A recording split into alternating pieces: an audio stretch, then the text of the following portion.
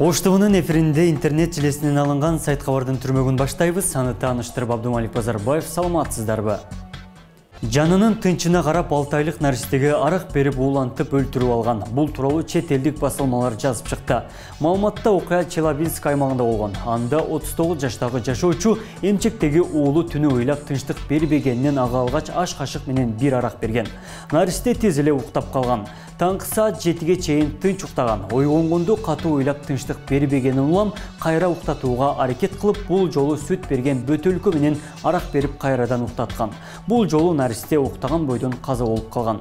Бул окуя тез эле полиция кызматкерлерине жетип, баланын денесинен 34 мл таза этил спирти табылып, ууланып каза болгону аныкталган. Наристеге мукачылык менен мамиле кылган үчүн энеси 2 жыл 4 айга эркинен ажыратылды.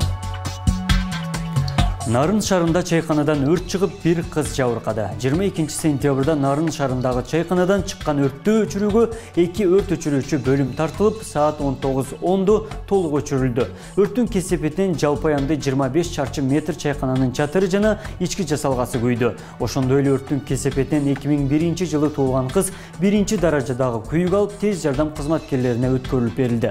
Учурда өрттүн себеби такталууда, дешти мекеменин басма сөз кызматынан. Дизайнерлер биринчи жолу жыртылган байпактарды тренд катары чыгарышты. Бул тууралуу Орусиянын жергиликтүү басылмалары жазып чыгышты. Жыртылган байпактар бул тренд деген дизайнер Игорь Гуляев. Ал эми келечекте мындай байпактарды бардыгы кийип баштарын стилист жана дизайнер Гоша Гарцев кошумчалайт. Индиянын Ассам штатынын бийлиги эл аралык керик күнүнө карата 2500гө жакын кериктен мүйүзүн өрттөштү. Тактап айтканда 2479 кериктен мүйүзү атайын даярдалган темир жабдыктарда стадиондо өрттөлдү. Муну менен бийлик өкүлдөрү кериктен мүйүзүнүн дарылык касиети жок экенин, сейрек кездешкен айбанаттарды өлтүрүүнүн кажети жок экенин көрсөткүлөрү келишкен. Ал мындан кийин өлгөн кериктердин кесилип алынган мүйүздөрү узакка сакталбай турганын, жыл сайын өрттөлүп турарын айтты. Өрттөлгөн мүйүздөрдүн ичинен эң узуну 75 сантиметрде, эң оору 3 килограммды түзгөн. Өрттөлгөн мүйүздөрдүн жалпы салмагы 1305 килограмм болду.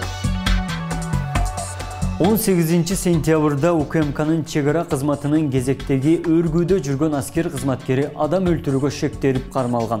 Анын бөгөт чарасы каралып 2 айга камакка алынды. 17 сентябрь күнү аталган аскер кызматкери 2 досу менен үлпөт тойдон кайтып келе жатып, ортолорунда чыккан озеги кайым айтышуу мушташка айланып, жыйынтыгында бири каза болгон. 18 сентябрда аскер кызматкери укук коргоо органдарынын кызматкерлери тарабынан кармалган.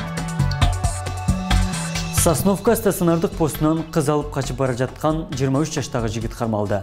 Бүгүн түндө болжол менен саат 3:00 Ак Орду 3 конушунан 20 жаштагы кызды ала качкан туурасында маалымат түшкөн. Анда кызды Ауди үлгүсүндөгү уунага салып, белгисиз тарапка кеткени айтылган. Перехват планы киргизилип, Чүй облусу боюнча авто издөө рейди жүргүзүлгөн. Натыйжада Сосновка өткөрмө постунан шектүү автоунаа токтотулган. Ичинде бир жигит менен жаш кыз болгон. Териштире келгенде аны Токтогул районуна алып качып бара жатканы аныкталды деп айтылат маалыматта.